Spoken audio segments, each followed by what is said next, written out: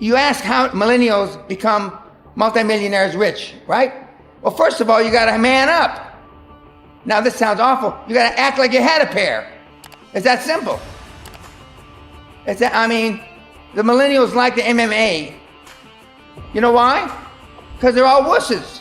Why are guys like Joe Rogan, why are they so admired by you kids? Because they got a pair.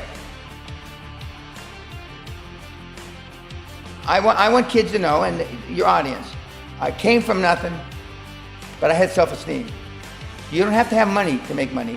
What you have to have is belief in yourself. Okay? You don't have to come from something, but you have to have belief in yourself. And unfortunately, most of the millennials don't believe in themselves.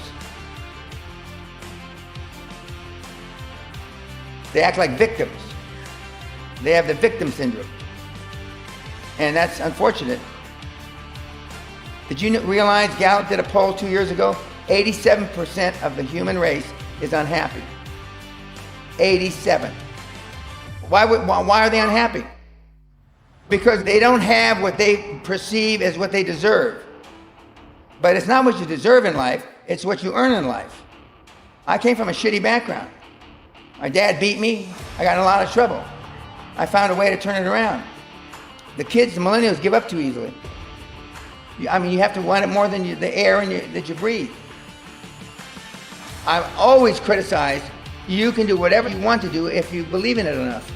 When parents tell their kids, you can be anything you want to be, you can be the president of the United States, that's bullshit. You can be anything you want to be if you've been groomed properly, okay? And that means your parents had to know something about building self-esteem.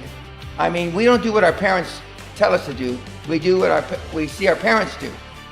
So when I tell you, you can be anything you want to be, I've created billionaires with these two hands. If I looked at your 5 friends, each one of you, the best of you have one maybe person that's worth having as a friend. If you measure, am I growing with this person? Is she detrimental to my future? And you go through the list, very few of the millennials that I know can justify the people that they hang with.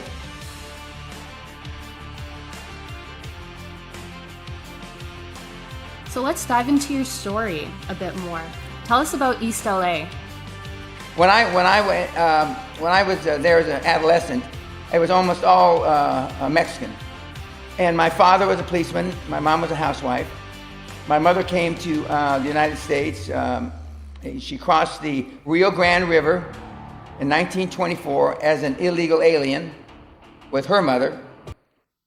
And we lived almost right where downtown Los Angeles is. And my dad was a cop, and so it was easy for him to get to work. And so I got in a lot of trouble, done some awful things while I was a little kid especially.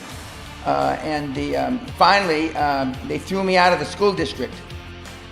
So we had to move to another school district, and my mother thought that I would be better there because she thought it was the environment.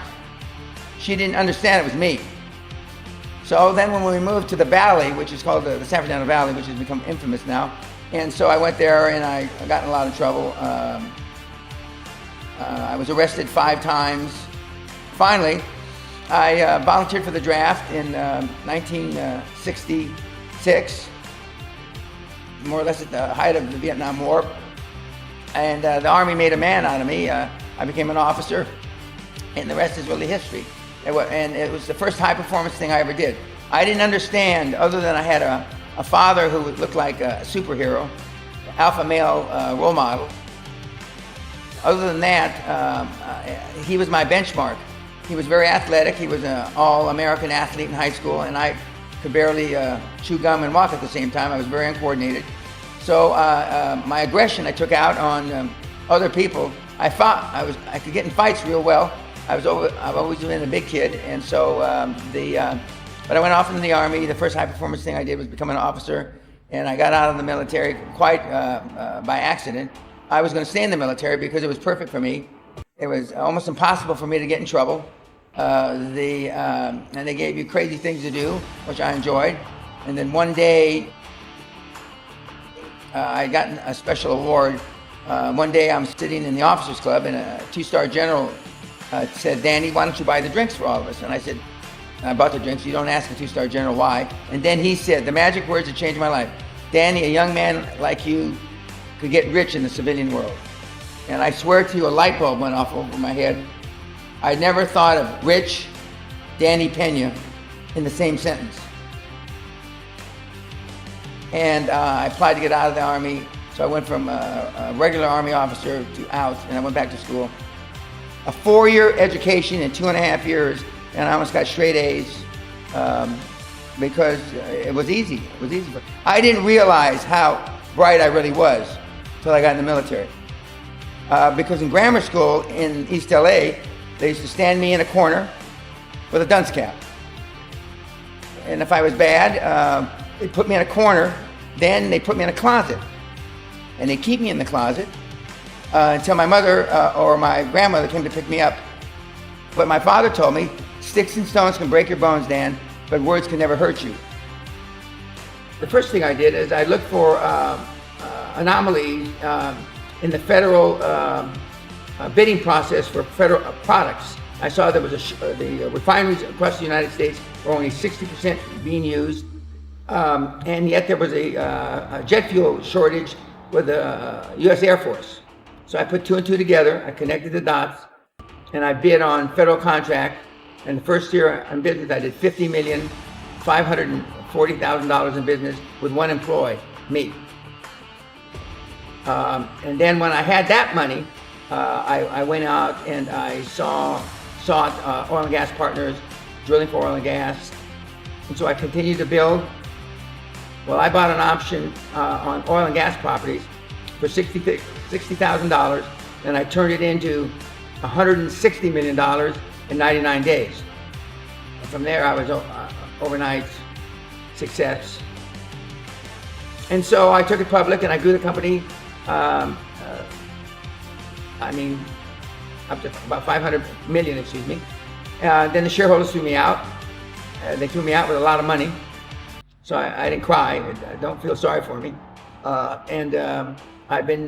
decided I wanted to do something else because I already was ostensibly pretty rich. And I tried to teach university for a year. I found that very unfulfilling.